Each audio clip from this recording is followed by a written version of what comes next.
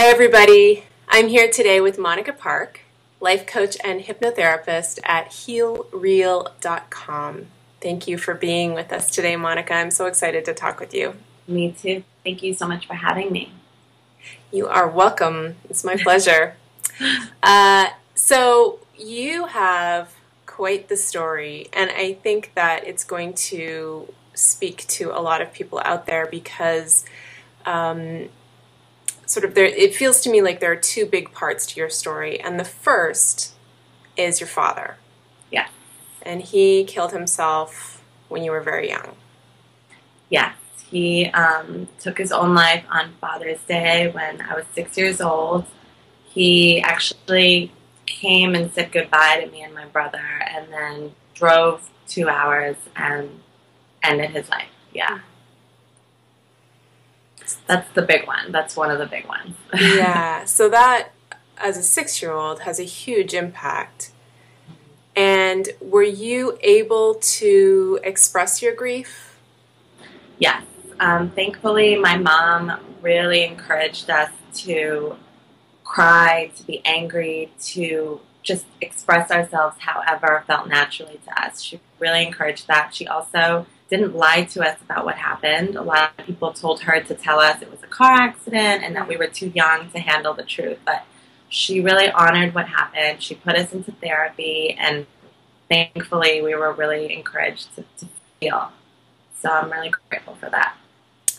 So that's very, what's the word I'm looking for? It's very aware of her to have been able to do that, because I know people who've lost a parent as a child, and they were not allowed to grieve. Yeah, no, thankful. I'm really, really grateful for that. So how do you feel like that still affected you, the fact that your father took his own life? How did that affect you growing up? Well, just from having him not being around, I feel like there was this void that, I didn't have a dad. So there was just this feeling of emptiness that nothing could fill it up. But more, it was like deeper than that. It was, for me, a sense of worthiness, because there was a part of me that felt like logically I knew that if somebody takes their own life, even from a very young age, you kind of understand that it has nothing to do with you. But for me, I definitely felt like maybe I'm not lovable enough. If he was able to drive 2 hours without changing his mind after he'd just seen me, then I felt like something's wrong with me. And that was on a very emotional level, because logically I understood that it wasn't. But yeah, for me, it's just been dealing with feeling good enough. So to add to that, your mother also attempted suicide a couple of times. Yeah, she did. And she has struggled with severe depression her whole life. And a few times she's attempted. One time was very dramatic, almost successful. And she actually blamed me when she was in the hospital, because it was right after we had gotten into an argument. So that was, in many ways, worse than my father's, because that's the one thing I always promised her, made her promise that she would never do to us, is leave us. So yeah, that was a tough one. Yeah, so here you feel abandoned by your father, and then your mother goes to do the same thing, and so I would imagine that also affected your sense of self-worth. Yeah, that one even more so, because it was after an argument that we had had. So again, that sort of logical, emotional argument happening inside of me, because logically it can't have anything to do with me. But emotionally, I felt like I'm that horrible of a person that I make people want to die. So, yeah, it's been a lot. That one was really, really hard for me. And a lot of learning how to forgive myself, mostly, and my mother, of course. But, yeah. So what put you on the path to your own personal path of healing and also on the path to becoming a hypnotherapist and coach? For me, it was my original therapist that I had when I was 6 years old. Mm-hmm. I stayed in contact with her, worked with her for many, many years on and off. And she always had this sense of inner peace that I could feel. It was not, I don't know where it came from, but I always felt so peaceful in her presence. And she made the transition from therapist to life coaching. So that was my first introduction. In addition to that, I have always been, I think from the time I was 6 years old, that's when my healing journey began. Because I was very deeply, it was a very traumatizing event. So I was always on this healing path to learn how to feel good enough, to learn how to feel good and to learn how to feel good enough. Mm-hmm. So I think with what happened too, I became even more compassionate as a person. And because of that, people have always come to me with their problems. I've sort of been the counselor for my friends, for my family. It was a kind of a natural segue. But when I decided to finally do it, I knew that this is what I'm supposed to be doing. This is my passion. So, yeah. And you tell a great story about talking to someone who kind of shifted your perception around the ups and downs of life. Yes. Can you tell that for us? Yes. So in one of my trainings, I remember feeling really confused, and I totally get all this, feeling good. And I felt like I was just on this emotional roller coaster all the time. So I asked him at the end, I'm like, I get it, but like, how do I get off of this emotional roller coaster? I just want to get off. It's just so intense. And he just took a minute and he's like, let me ask you something. When you go to an amusement park, do you like roller coasters? And I'm like, yes, I love them. And I'm like, oh my gosh. Because for me, the reframe was, I love feeling alive. I love the sense of adventure. And part of life is you are going to feel good and then you're going to have hard times. And that is just inevitable for every single human on this planet. But really learning to embrace when you're feeling pain and knowing that you don't have to suffer. Because I think that there's a huge difference between feeling pain and staying in the suffering. Mm. Just learning to embrace all of these emotions, which I do now. It's like my container can be super full of pain, and that means that that's how much love I'm going to be able to hold.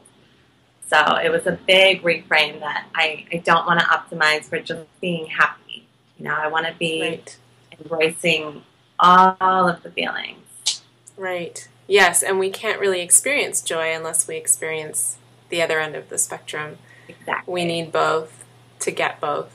Exactly. Yeah. I know I'm very passionate about talking about that, and I love the fact that the teacher actually said, do you like roller coasters? Because I don't like roller coasters. Yeah. But I love the roller coaster of life. Yeah. But that's enough for me. It's like, like waves in the ocean. Yeah. Like, you love looking at the waves, and, it's beautiful. Mm-hmm. Beautiful because you have to have one. You can't you have to have both. You can't have one without the other. Right. And I think it's so, I know for me it's such an honor to see people's humanity when they're not up. I mean, I love seeing when people are up too, but there's something so lovely and it's vulnerable, and it allows me to connect with them in a new way when they show me their downs as well. Yeah. And it feels like a real privilege. Yeah, absolutely. Yeah. Vulnerability is very, very powerful. And yeah, I'm passionate about it as well. Now, another thing I know you're passionate about is parenting, and becoming a mother has triggered some big realizations for you. Would you speak to that a little bit? Yes. So part of my journey has always been learning how to love myself. And feeling like I've gotten there a couple of times, and then emotional relapses will happen, and I'm like, maybe I don't really love myself. knowing that I do deep down. I mean, I've done the work and I'm aligned. But when my daughter was born was such an overwhelming sense of love, because this beautiful creature came from me, and she is so perfect and so magical, and she is pure love just because she was born. But for me, it was like, oh my God, she's a part of me. And if she's a part of me, then I have to love all of me fully, because she's a part of me. And how could I not? So having this huge epiphany, feeling so happy, like, oh, love, love, love, love, love. And noticing now, she's 15 months old, that past couple of months have been really eye-opening for me, that I cannot put that pressure on her. I can love her and appreciate her because she's perfect, but my love for me has to come, all of it, from me. I don't ever want her to grow up feeling that she has to make me happy or she's going to make me feel a certain way. So yeah, it's been a deep journey on the inside, you know, and it's amazing. And I'm so grateful that I came to that realization now. Right, because you get to break the pattern. Yes, exactly. Between you and your mom. Yeah, exactly. Mm-hmm. Where you have that sense of responsibility for her happiness. Yeah, exactly. And I don't want to pass that down. And I would never want to do that. And I didn't even realize that there was a part of me that was continuing that until recently. Yeah. Right. Wow. Really, really powerful. Thank you for sharing that. And I think I think there's so many of us, when we become parents, it can trigger a lot. It can trigger memories that we've forgotten. It can trigger the patterns that we're recreating. And so to be aware and to be conscious of that and to stop it from happening is so powerful. Yeah, definitely. I totally agree. So just to finish up, I've got a couple of questions for you. One is, if you could change anything about the world, if you could wave a magic wand and just make it different, what would that one thing be? I would wave that everybody would feel love. Just because they're here on this planet right now, just because they exist, they're worthy. And I would somehow make that known for them internally. So, what a different world it would look like. Yes, definitely, definitely. What brings you the most joy right now in your life? My daughter, being with my daughter and my husband, just our little family unit, and just hearing my daughter's laughter, you know, just growing every day and noticing where I am, and just being alive, you know. Yeah. And then what is one fun fact that makes you uniquely you? One fun fact is that I think that I am like a soul singer. So even all the songs I sing to my daughter, when I sing around the house, everything is done in like this soul jazzy persona. You want to sing something for us? Pretty entertaining. So. Do you want to sing something for us? Okay, a closet soul singer. A soul singer, exactly. Awesome. Well, thank you so much, Monica. And there is information on the website that will give people more information about you and how to find you if they want to know more or work with you. Perfect. And thank you so much for being here today. I love talking with you. Me too. Thanks. Have a great day. You too. Bye. Bye.